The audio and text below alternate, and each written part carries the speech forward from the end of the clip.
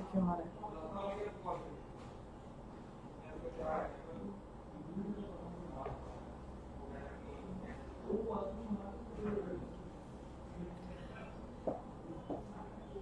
Good morning, everyone. This is Dr. Rikavli, consultant obstetrician and gynecologist, Healing Hospital, Chandigarh.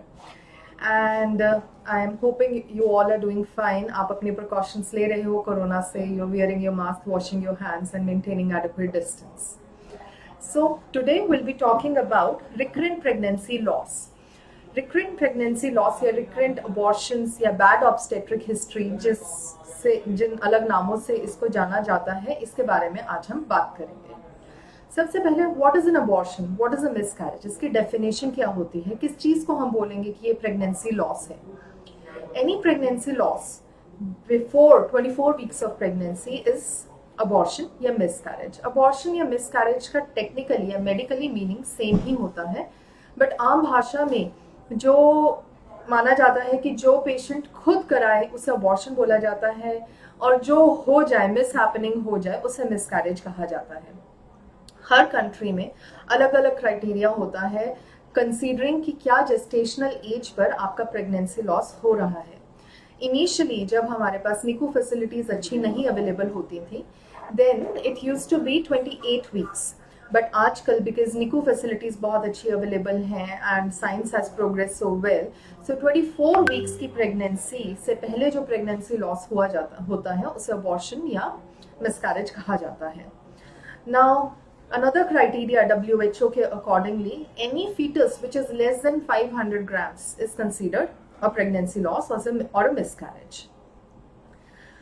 Around 50% of pregnancies which may be recognized or unrecognized by the pregnant female, जैसे बोलते हैं कि अभी pregnancy test नहीं किया गया हो या कुछ 1-2 दिन ही ऊपर चढ़े हुए हों, पता ना हो मदर को कि शी इज प्रेग्नेंट.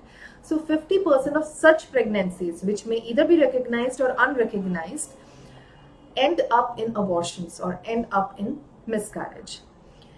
जो recognized होती हैं, मतलब प्रेगनेंसी टेस्ट कर लिया है, मे बी अल्ट्रासाउंड भी हो गया हो और उसके बाद प्रेगनेंसी लॉस हो रहा है, around 15% of pregnancies end up like this. 2%, just 2% happen in second trimester. Now first trimester is 1st to 14 weeks, second trimester is 14 to 24 weeks हम लेके चलेंगे. वैसे तो 28 weeks तक होता है, but then pregnancy loss till 24 weeks. So 2% of the pregnancies second trimester में abort कर जाती हैं, and out of these 1% बार बार होती हैं. What is recurrent pregnancy loss? 3 or more than 3 abortions is known as recurrent pregnancy loss. Now some doctors are of the opinion कि 2 बार अगर pregnancy loss हो जाए, then why put the couple through another trauma and third abortion के बाद investigation शुरू करें. So some gynecologists including myself, हम second abortion के बाद इन्वेस्टिगेशंस एंड ट्रीटमेंट शुरू कर देते हैं. इन्वेस्टिगेशंस क्यों कराई जाती हैं, ये देखने के लिए कि क्या कारण है कि आपकी बार बार अबॉर्शंस हो रही हैं. ऐसा कोई कारण है जो हम मिस कर रहे हैं जिसकी दवाई आराम से हो सकती है, या ऐसा कोई कारण है जो हमारे हाथ में नहीं है, and we may give you better options to deal with it. Now, welcome Rahul. Rahul is asking me, is recurrent pregnancy loss considered infertility? No. Infertility का मतलब होता है inability to conceive. आपको बच्चा ठहर ही नहीं पा रहा है.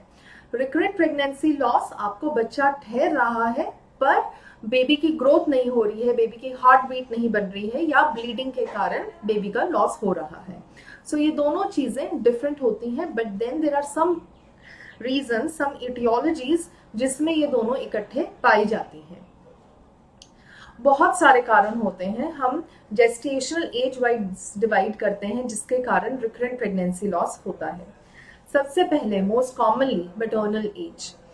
35 इयर्स की एज के बाद जो एग की क्वालिटी होती है वो कम होनी शुरू हो जाती है. सो जैसे राहुल जी ने कहा कि इनफर्टिलिटी का उन्होंने नाम लिया, सो यस, 35 इयर्स के बाद बेबी होने के चांसेस कम हो जाते हैं, और अगर बेबी हो तो उसके अबॉर्ट होने के चांसेस बढ़ जाते हैं. इसका एक कारण है, जैसे कि मैंने बताया, कि एग की क्वालिटी, एग की एजिंग शुरू हो जाती है. जैसे बाकी ऑर्गन्स की, हेयर की, स्किन की, हार्ट की एजिंग होती है, वैसे ही ओवरीज की और एग्स की भी एजिंग होती है. जिसके कारण जो एम्ब्रियो बनता है, जो भ्रूण बनता है, वो अच्छे से नहीं बनता, उसमें कुछ क्रोमोसोमल एबनॉर्मैलिटीज होती हैं। नाउ विद इंक्रीजिंग एज, हमें पता है एक प्रेगनेंसी एक स्पर्म और एग से बनती है। स्पर्म्स बार बार बॉडी में डिवाइड करते हैं by the process of mitosis and meiosis. Likewise eggs भी डिवाइड करते हैं, तो इनकी डिवीजन में और कॉन्जुगेशन में कई बार एबनॉर्मैलिटीज आ जाती हैं which increase after 35 years of age. इन एबनॉर्मैलिटीज के कारण, क्रोमोसोमल या जेनेटिक एबनॉर्मैलिटीज के कारण, most of the pregnancies end in abortions. Uterine changes, uterine ageing शुरू हो जाती है after 35 years of age.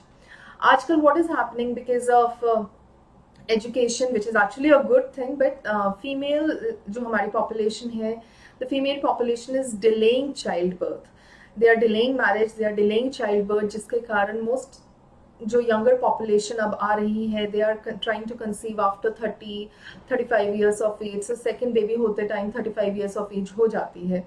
So we would advise कि फर्स्ट बेबी 30 ईयर्स तक हो जाना चाहिए, then 30 to 35 you can look for the second baby.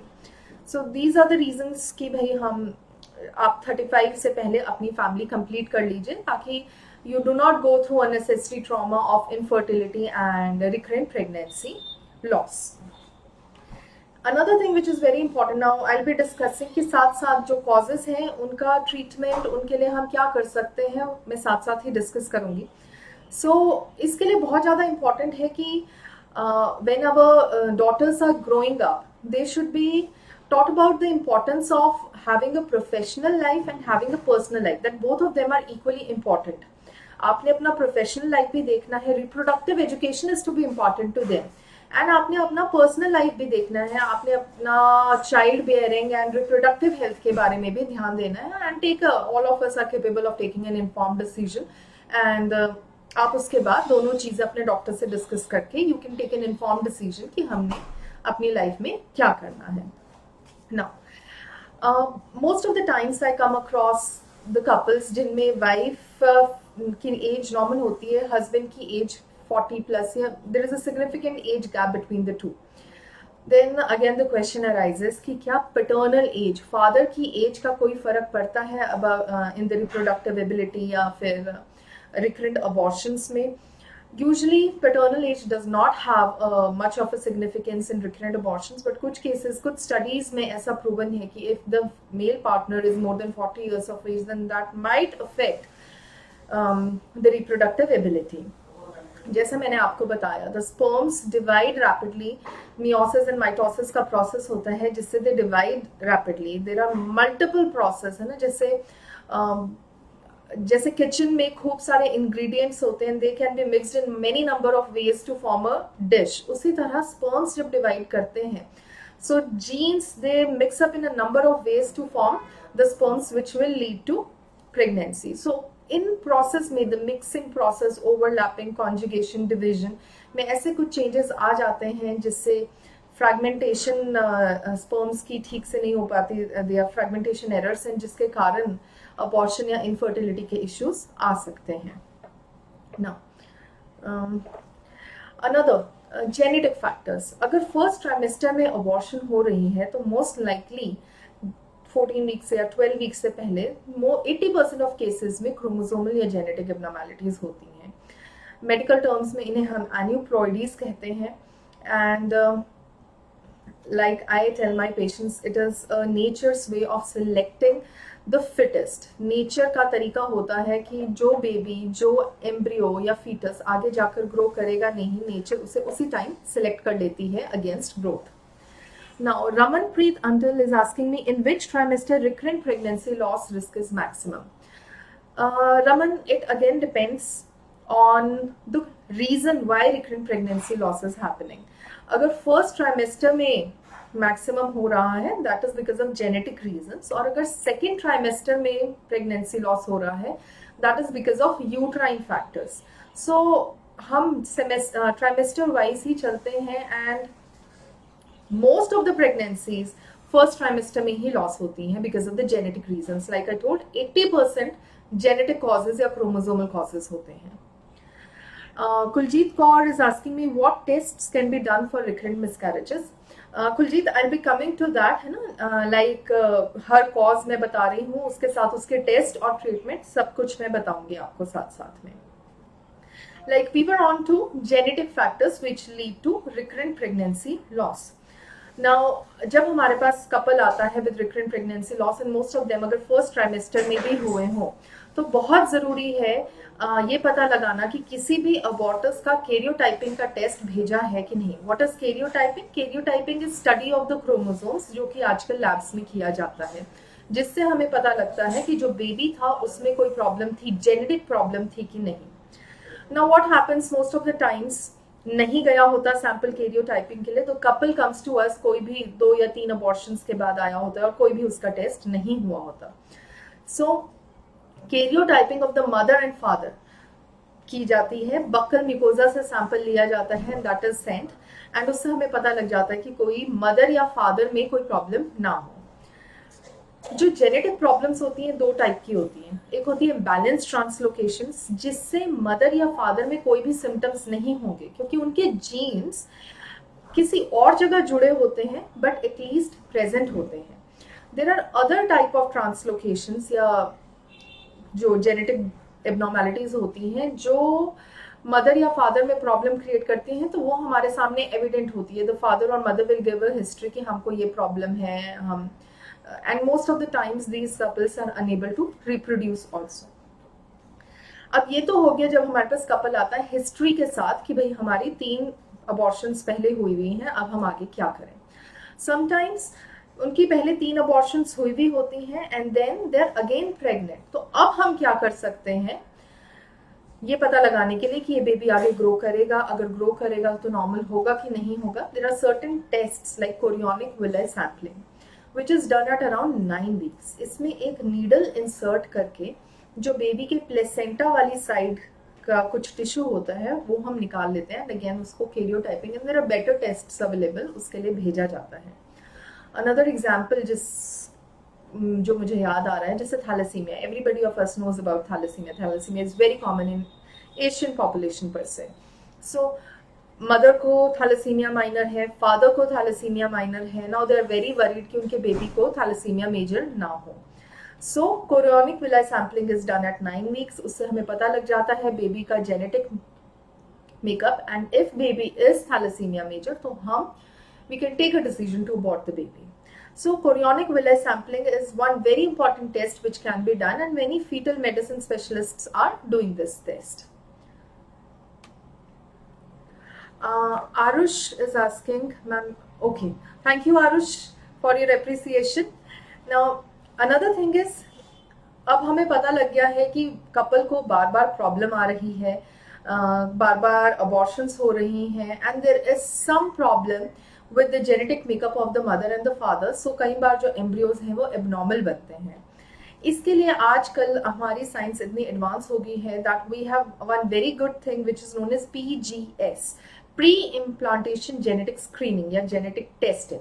इसमें क्या होता है, obviously we have to go through IVF, and IVF में एक जो बनता है आपका सेल, उससे जब खूब सारे सेल्स बनते हैं, अराउंड 5 सेल्स बनते हैं, ब्लास्टोसिस्ट जिसे हम कहते हैं, तो 1 to 2 सेल्स हम उसकी टेस्टिंग के लिए ले लेते हैं. So we know which embryos are good and which embryos are not good. And जो हेल्दी एम्ब्रियोज होते हैं जिनमें कोई जेनेटिक एबनॉर्मेलिटी नहीं होती, दोज आर, उनका एम्ब्रियो ट्रांसफर कर देते हैं ताकि the female ends up having a healthy pregnancy. Now next, Pooja is asking me PCOD affects. Yes Pooja, PCOD affects pregnancy. PCOD में सबसे पहले बेबी कंसीव करने में प्रॉब्लम आती है, and again it may lead to recurrent pregnancy loss, it may lead to abortions. इसका कारण ये है, सबसे पहले तो PCOD में एंड्रोजन बहुत ज्यादा बना होता है, and there is hyperandrogenaemia, and LH की वैल्यू ज्यादा होती है, जिसके कारण you may have recurrent pregnancy loss. बहुत ही सिंपल सा सोल्यूशन है इसका, मेटफॉर्मिन की गोली जो आपको डॉक्टर देते हैं शुगर के लिए, if that is given, obviously you can not take it over the counter, आपको अपने डॉक्टर के प्रिस्क्रिप्शन के साथ ही लेना होगा. Then that results in healthy pregnancy. आपको अपना मेटाबॉलिज्म कंट्रोल में रखना है, अपनी शुगर्स कंट्रोल में रखनी है, अपनी डाइट ठीक रखनी है, प्रोजेस्ट्रॉन प्रोबेबली आपके डॉक्टर्स आपको डालेंगे if you have conceived after PCOD, and then metformin works wonders. Now next reason है ना, जैसे हमने बात किया, the most common cause of pregnancy loss in first trimester genetic और chromosomal factors. The most common cause of pregnancy loss in second trimester are uterine factors. Some mechanical abnormality with the uterus, may be functional also, but mechanical or functional abnormality with the uterus or cervix. आपने सुना होगा कुछ, it is a very rare and बहुत अच्छी सी finding होती है, we have operated many cases with bicornuate uterus या यूट्रस डाइडेल्फिस। इसमें क्या होता है, there are two uterus uterine didelphys, there are two uterus inside one female body, दो they may have a single opening, they may have two cervixes, so that depends on case to case. Sometimes uterine didelphys में it is difficult to conceive, क्योंकि uterus का volume कम हो जाता है, एक ही part में conceive होता है एक टाइम पे यूजुअली, देन उसका वॉल्यूम कम होता है, वॉल्यूम कम होने के कारण वो बेबी की एक्सपैंडिंग ग्रोथ अकोमोडेट नहीं कर पाता, जिसके कारण it may go into pre term labour, it may baby को ब्लड फ्लो ठीक से नहीं जा पाता, it may lead to abortions. Similarly, uterus half, ये तो didelphys is complete two different uterus ना, आधे पार्ट में दो यूट्रस होते हैं जिसे बोलते हैं bicornuate uterus. This bicornuate uterus may also be a reason of infertility और रिकरेंट प्रेगनेंसी लॉस। अगर प्रेगनेंसी आगे चली भी जाती है, it goes to the safe period, then there are chances of pre term labour, there are chances of malpresentation, malposition of the fetus, जैसे breech के chances, transverse lie के chances बढ़ जाते हैं। Then the simplest variety of uterine malformation is the arcuate uterus, which is just dimpling of the upper part. इसमें usually कोई problem नहीं आती conceive करने में। Another important thing is septate uterus. Uterus की wall दो parts में divide होती है। The cavity is divided into two parts by a septum. There is a wall जैसा या पर्दा जैसा, curtain जैसा होता है, जिसमें it does not have a good blood supply. So कई बार प्रेगनेंसी उस कर्टन में इम्प्लांट कर जाती है, सो प्रेगनेंसी को ग्रो करने के लिए बहुत सारा ब्लड सप्लाई चाहिए होता है, which that wall can not provide. It may lead to abortions, pre term labour, इस तरह की प्रॉब्लम्स अगेन इससे आ जाती हैं। Now Nitika Rathore is asking me, is it safe to visit hospital in COVID times for general checkup? Nitika, for general checkup per se, if you are talking about medical checkup, अगर आपको कोई भी प्रॉब्लम नहीं है तो आप डिले कर सकते हैं। अगर आप प्रेग्नेंट हैं और प्रेगनेंसी की रूटीन चेकअप की बात कर रहे हैं, then there are certain visits जो आपको आना है, जैसे कि फर्स्ट विजिट जिसमें प्रेगनेंसी कंफर्म होती है और बेबी की हार्ट बीट का टेस्ट होता है, then NT&B scan in dual screen which is done between 11 to 13 weeks, level 2 scan 18 weeks to 20 weeks पर होता है, अगेन वेरी इंपॉर्टेंट, जिसके लिए आना जरूरी है। देन 24 वीक्स पर एक विजिट इंपॉर्टेंट है, बिकॉज उस पर GTT टेस्ट होते हैं, and then you can discuss with your doctor, be in contact with your doctor, and जो भी आपके डॉक्टर एडवाइस करते हैं कि ये टेस्ट आप घर पे करा लो, इस टेस्ट के लिए आ जाओ, आप आ सकते हो। इंपॉर्टेंट थिंग इज नितिका कि आप जब हॉस्पिटल आ रहे हैं, see no place as of today is free from Corona, हर जगह कोरोना है, सो जब आप हॉस्पिटल आ रहे हैं तो आप मास्क पहनिए। मास्क पहनने की जो टेक्निक है उसके साथ आप चांसेस नहीं ले सकते, it should cover your nose, it should be below your chin, and mask आपने टच नहीं करना है बार बार, and then follow proper hand hygiene, आप हैंड वॉश करो, अपने साथ सैनिटाइजर लीजिए, एंड मेंटेन डिस्टेंस, आपको कुछ भी नहीं होगा if you follow these precautions. Manpreet Brad is asking, obesity has any effects on? Yes. We have a growing pandemic of obesity these days, Manpreet. बहुत सारे लोगों का वेट बहुत ज़्यादा है। BMI एक होता है विच हाइट के हिसाब से आपका वेट कितना होना चाहिए, उसे हम BMI कहते हैं। BMI आपका 18 से 22-23 के बीच में होना चाहिए। अगर आपका इससे ज़्यादा है then that affects your capacity to reproduce, मतलब आपको इनफर्टिलिटी होने के चांसेस हो सकते हैं, आपको PCOD, थायराइड की प्रॉब्लम हो सकती है, आपको प्रेगनेंसी लॉस हो सकता है। अगर आप प्रेग्नेंट हो भी जाएं तो आपको प्रेगनेंसी में डायबिटीज, हाइपरटेंशन की प्रॉब्लम आ सकती है।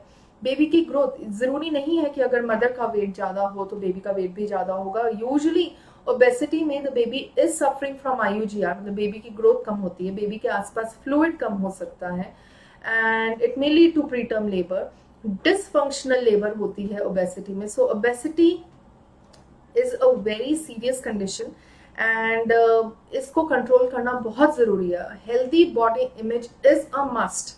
हमारा the future of India, the young population, the children who are growing these days, उनको ये बताना बहुत ज़रूरी है कि you have to maintain a healthy body.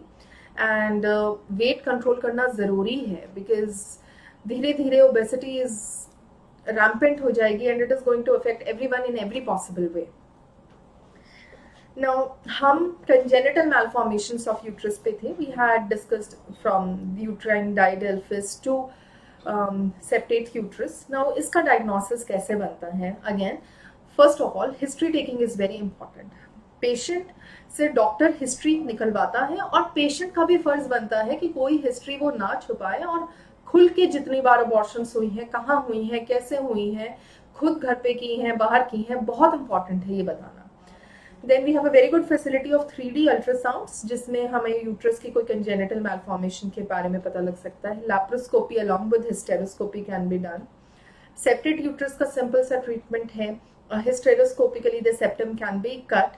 हम OCP कवर और IUD इंसर्ट करते हैं साथ में, जिससे कि वो बाद में रीग्रो ना करें. यूट्राइन डाइडेल्फिस और bicornuate uterus usually do not require any treatment. इनमें कंसीव हो जाता है. We have delivered a number of patients who have had uterine bicornuate uterus या यूट्राइन डाइडेल्फिस की कंडीशन जिन्हें रही हो. There is a surgery known as metroplasty which is done by few people, जिसमें दोनों यूट्रस को बीच में से कट करके यूनाइट कर दिया जाता है. But then the studies have shown that they do not result in increased fertility. ऐसा कुछ भी नहीं देखा गया है इसके साथ. Again, like I have told you कि जो यूट्राइन डाइडेल्फिस और बाइकॉन्वेट यूट्रस की जो प्रॉब्लम आती है, इसमें मेनली प्रॉब्लम आती है स्पेस की कमी के कारण, जिसके कारण जो यूट्रस है वो पुश करने लग जाता है बेबी को and the cervix opens up. तो सर्विक्स को पोजीशन में रखने के लिए, so that it does not open up, we have a very good procedure known as cervical cerclage, जिसके बारे में अब मैं नेक्स्ट डिस्कस करूंगी. बहुत सारे, it is very common in India, बहुत सारे पेशेंट्स कम कि हमारी सेकेंड ट्राइमेस्टर में, चौथे से या 5वें महीने पे अबॉर्शन हो जाती है. पता भी नहीं लगता, ना कोई पेन होती है, ना लीकेज होती है, and suddenly the lady ends up having an abortion. Well formed baby, 500-600 grams का baby suddenly expel हो जाता है. This is cervical incompetence. Incompetence is the word which we do not use these days because it was found derogatory to the females. So we use the word cervical insufficiency. Mechanical reasons के कारण या functional reasons के कारण cervix का mouth open होना शुरू हो जाता है. ओपन होना शुरू होता है and sometimes it may lead to infection and it leads to painless delivery of the fetus at 4 to 5 months. इसका डायग्नोसिस अनफॉर्चुनेटली रेट्रोस्पेक्टिव होता है. जब अबॉर्शन हो जाती है उसके बाद हमें पता लगता है कि this might have been due to cervical insufficiency. जब ऐसा होता है तो हम नेक्स्ट प्रेगनेंसी में अराउंड 11 to 13 वीक्स के आसपास, after an ultrasound has been done to confirm viability and after the NT-NB scan and dual screen has been done to rule out the trisomies, हम cervix पर एक stitch लगा देते हैं. Multiple types of stitches are there. There is a McDonald stitch, there is a Schrodker stitch जो हम लगा देते हैं, जिसके कारण the uterus does not open up. Uterus की पोलैरिटी चेंज हो जाती है, साथ में it provides a mechanical support. There are other types of sutures जो म्यूकस प्लग को भी रिटेन करके रखते हैं so that the infection does not go up. So very effective. We have seen many patients जिनके हमने सर्वाइकल स्टिच लगाए थे and ultimately we open the stitch at 37 weeks and end up having a normal vaginal delivery, healthy baby and healthy mother. But then this problem tends to recur. अगर आपको एक pregnancy में हुई है, आपको दूसरी प्रेगनेंसी में होने के चांसेस बहुत ज़्यादा हैं. यू कैन नॉट थिंक कि आपको पिछली प्रेगनेंसी में स्टिच लगा था, you had now your normal pregnancy, normal delivery. अब आप सेकेंड प्रेगनेंसी में prophylactically your doctor would advise you to get a stitch again and have a healthy pregnancy and unnecessary trauma ke through. Why to undergo unnecessary trauma? Another important thing is fibroid uterus. Fibroid is very common. Uterus की रसौली जिसे आम भाषा में बोला जाता है, this is a benign condition, this does not turn up into cancer and young population में commonly ये देखी जाती है. फाइब्रॉइड्स छोटे भी होते हैं और बहुत बड़े भी होते हैं. दे में बी अप टू 10 और 15 फुटबॉल के साइज का फाइब्रॉइड भी होता है. समटाइम्स दीज फाइब्रॉइड्स अगेन, क्योंकि ये मैकेनिकल कंट्रैक्टिलिटी यूट्रस की बढ़ा देते हैं. अगर प्रेगनेंसी फाइब्रॉइड्स पर ही इम्प्लांट की हो तो ब्लड फ्लो ठीक से नहीं होता, प्लेसेंटल डेवलपमेंट ठीक से नहीं होती. तो ऑल दीज प्रेगनेंसी, इन सारे कारणों के कारण एंडोमेट्रियल डेवलपमेंट ठीक से नहीं होती, अब नॉर्मल वैस्कुलराइजेशन होता है, मैकेनिकल डिस्टॉर्शन हो जाता है, या प्रीटर्म कंट्रैक्शन शुरू हो जाती हैं. Fibroids may lead to recurrent pregnancy loss. Fibroids की दो तरह की ट्रीटमेंट है, एक मेडिकल, एक सर्जिकल. अगर तो बहुत बड़ा फाइब्रॉइड है एंड बार बार आपको प्रेगनेंसी लॉस हो रहा है, there is a surgery, myomectomy, जो लैप्रोस्कोपिकली एंड ओपन दोनों तरीके से की जाती है, and we remove the fibroid. Secondly, multiple fibroids हैं, सम हर जगह पर फाइब्रॉइड्स हैं, सब म्यूकोजल भी हैं, इंट्राम्यूरल भी हैं, सब सेरोजल भी हैं, एंड योर डॉक्टर थिंक्स कि removing all these fibroids will not give you any benefit and will distort the uterine cavity to the extent that you might not be able to conceive. तो उस condition में हम नहीं recommend करते कि आप myomectomy कराएं. There is a very good injection which is a hormonal injection, GnRH agonists होते हैं, which can be given to the lady for 6 months. साथ में हमें कैल्शियम सप्लीमेंटेशन देनी होती है, and they can shrink the fibroids, and हम उसके साथ एक ट्रायल जरूर देख सकते हैं कि भाई प्रेगनेंसी हो रही है या प्रेगनेंसी टर्म तक जा रही है. Another important thing which leads to recurrent pregnancy loss is intrauterine adhesions, जो मेडिकल टर्म में हम जिसे एशरमैन सिंड्रोम कहते हैं. What happens is कि मल्टीपल अबॉर्शंस हुई होती हैं कई लोगों की, कुछ वॉलंटरी होती है, कुछ अनवॉलंटरी होती हैं. देन दे हैव हैड जिसे DNC या सफाई कहा जाता है आम भाषा में, कहीं कहीं कराई जाती है, प्रॉपर एसेप्सिस फॉलो नहीं होता, may have led to infection, या रिगरस DNC हुई होती है, जिसके कारण अंदर यूट्राइन कैविटी के अंदर एडिशंस हो जाते हैं. एडिशंस मतलब यूट्राइन कैविटी की वॉल्स आपस में चिपक जाती हैं. जब ये चिपक जाती हैं तो obviously there is no space to conceive a baby, baby conception में प्रॉब्लम आती है. सो इसके लिए हम बहुत ज़रूरी है कि अगर आपके पास कोई अनवांटेड प्रेगनेंसी है तो उसका सही तरीके से इलाज किया जाए. 7 वीक्स से पहले मेडिकल मैनेजमेंट, 7 वीक्स के बाद surgical management, proper antibiotic cover दिया जाए, general health of the female, उसका हीमोग्लोबिन, उसका protein status has to be maintained ताकि उसकी हीलिंग अच्छी हो एंड यूट्रस में एडिशंस ना बने, सो दैट आगे की उसकी रिप्रोडक्टिव कैपेसिटी अफेक्ट ना हो. Now Kuljit is asking me, ma'am, could fibroids come back after treatment? Yes, Kuljit. Fibroids surgery के बाद, जिसे मायोमेक्टमी बोलते हैं, उसके बाद वापस आ सकते हैं. GnRH एनालॉग्स देने के बाद भी वापस आ सकते हैं.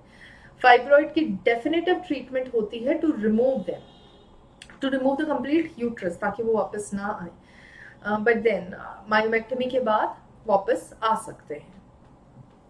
Now there are certain medical conditions of the women like diabetes, thyroid, hypothyroidism and prolactin hormone की जो प्रॉब्लम्स होती हैं, these can also lead to recurrent pregnancy loss.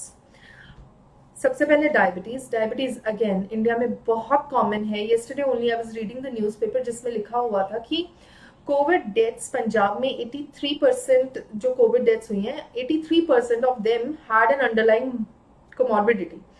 मतलब 83% में most likely those people were suffering from diabetes या hypertension या heart disease. So India में diabetes बहुत ज़्यादा कॉमन है, and this is because of our lifestyle. Oily and fatty food बहुत है, and then sedentary lifestyle. We do not believe in walking, नहीं करते, एंड बहुत ओवर ईटिंग है, फैटी फूड, ऑयली फूड बहुत ज़्यादा है. So diet, like I told you, a healthy body image has to be instilled in our kids. उन्हें पता होना चाहिए कि हेल्दी बॉडी वेट क्या है. अ chubby baby may be a good looking baby but not a healthy baby. So pregnancy होने से पहले कुछ बेसलाइन टेस्ट्स होते हैं, जैसे कि fasting sugar, HbA1c which should be normal. अगर आप डायबिटीज के साथ बेबी कंसीव कर रहे हैं, so not only it increases the chances of having a miscarriage, but then baby में कंजेनिटल मैलफॉर्मेशंस, बेबी के ब्रेन में डिफेक्ट हो सकता है, बेबी के हार्ट में, बेबी के इंटेस्टाइन्स में, बेबी के लिम्स भी कहीं बार नॉर्मली नहीं बने होते. सो शुगर एंड ओबेसिटी, ये दोनों चीज़ें कंट्रोल करना बहुत ज़रूरी है. Thyroid hypothyroidism can also lead to recurrent pregnancy loss, more so when it is associated with TPO antibodies. Simple सा ट्रीटमेंट है, थायराइड की गोली खानी है एंड सब ठीक रहता है. इंडियन पॉपुलेशन में I seen there is a stigma attached to taking the thyroid medicine. नहीं, ऐसा नहीं करना है. अगर एक गोली आपकी जिंदगी आसान कर रही है, आपकी प्रॉब्लम्स खत्म कर रही है, चाहे वो हर रोज खानी हो, आप उसे ले सकते हैं. नाउ पीसीओडी हमने ऑलरेडी डिस्कस कर लिया है कि why does PCOD lead to increase pregnancy loss, because इसमें हाइपर एंड्रोजेनीमिया होता है and there is a simple solution, luteal phase support and metformin, which can result in a healthy pregnancy.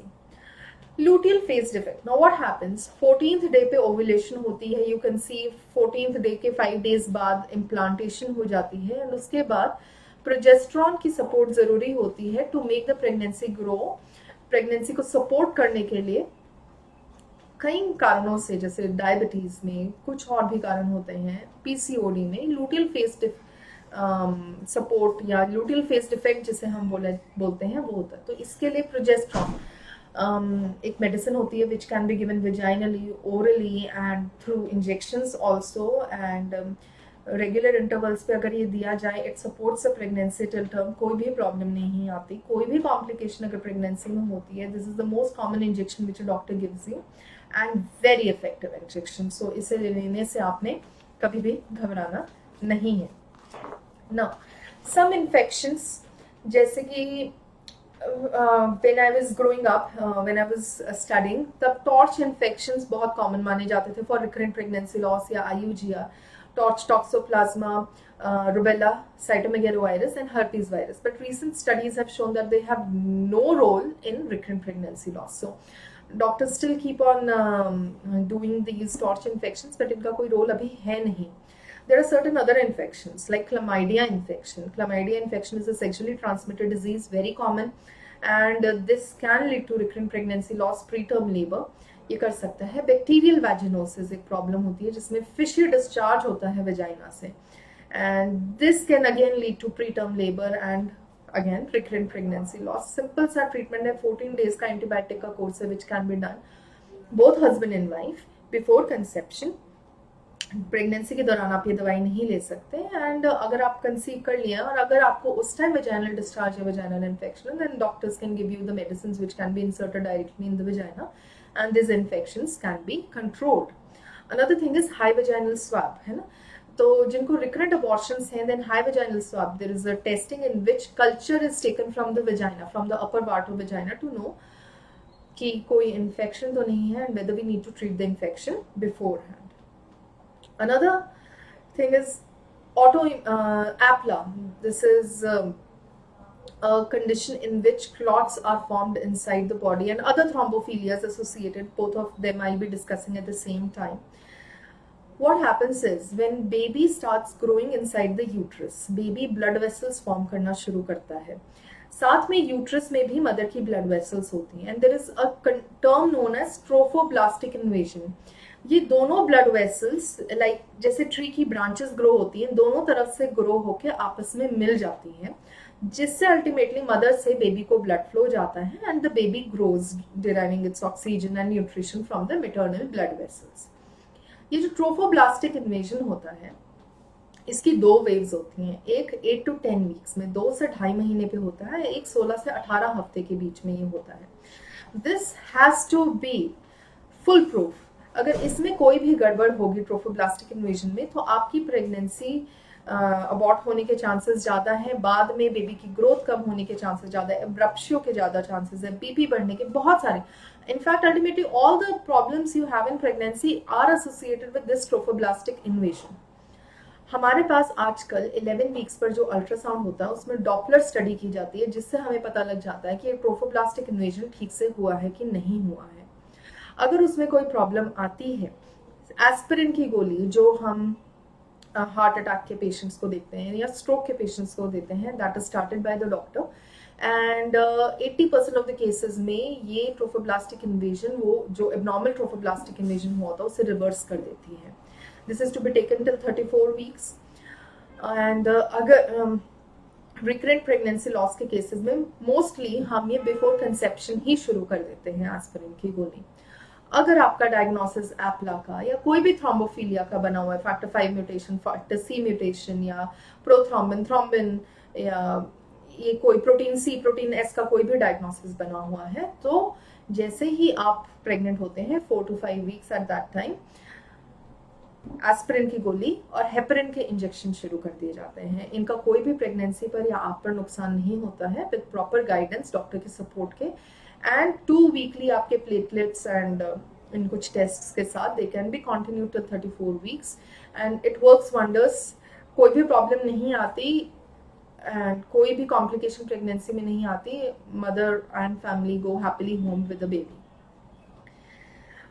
Multiple other conditions, autoimmune and alloimmune diseases, आजकल corona है and everybody of us knows about antibodies. So कभी भी जब body में कोई infection आता है, कोई भी फॉरेन एजेंट आता है, तो body response, it forms an immune response. Natural होता है, एक्वायर्ड होता है, it forms an immune response जिसमें टी सेल्स होते हैं, बी सेल्स होते हैं, NK सेल्स होते हैं, CD56, बहुत टाइप ऑफ सेल्स होते हैं which fight against, like an army, they fight against the infection. Antibodies form होती है, बहुत सारी चीजें होती हैं। जब बेबी कंसीव होता है that is also foreign antigen. Why? Because उसमें एक पेटर्नल स्पर्म के जीन्स होते हैं, तो HLE मैचिंग जो होती है वो नहीं होती।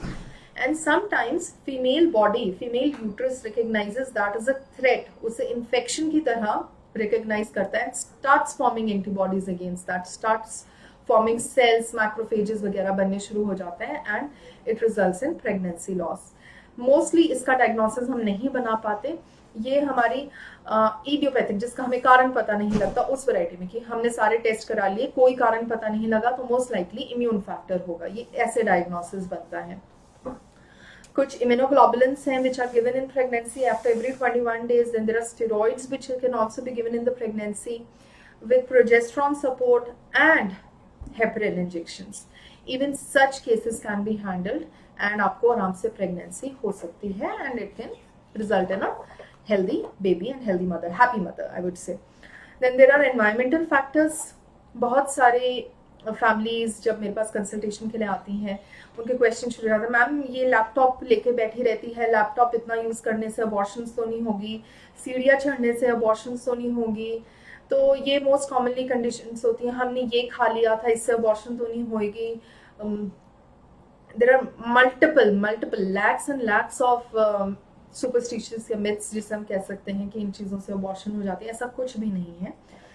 एनवायरमेंटल फैक्टर्स में cigarette smoking, alcohol intake, coffee intake more than 3 cups per day, 1 cup में 100 grams, इन चीजों से कुछ कंडीशंस देखी गई हैं, कुछ केसेस देखे गए हैं जिसमें obviously cigarette and alcohol are deleterious to your baby and to yourself, so those will lead to not only abortions but baby में मैलफॉर्मेशंस होने के चांसेस बन जाते हैं और प्री टर्म लेबर, IUGR, बहुत सारी चीजें होती हैं।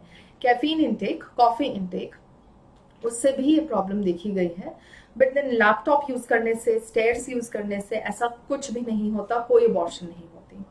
Another thing which comes to my mind is folic acid की importance. Folic acid is a very simple and a very small tablet which has to be taken ताकि baby का brain, spinal cord में कोई problem ना हो, वो ठीक से बने। साथ में it prevents abortions, missed abortion होने के चांसेस ही कम करता है।